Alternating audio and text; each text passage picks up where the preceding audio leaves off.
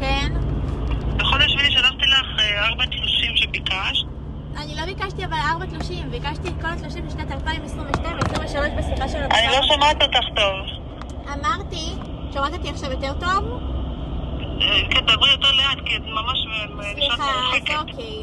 אני בשיחה הקודמת שלי חן אמר לך שחיפשתי אותך, ביקשתי תלושים של שנת 2022 ו-2023, ואמרתי אני צריכה לדבר עם זמירה, כי את צריכה... אז כנראה השארתי להם, הצריכה של...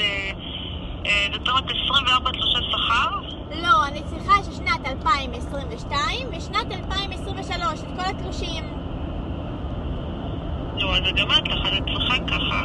אם 22 ו-23 את צריכה את כל התלושים, אז את צריכה של 24 תלושי שכר. זה 12 חודשים בכל שנה. כן. זה. אבל במייל שלחתי לך של 4 חודשים יש לך כבר. כן, אבל את זה אני צריכה את הכל. את הכל כולל הכל. רגע.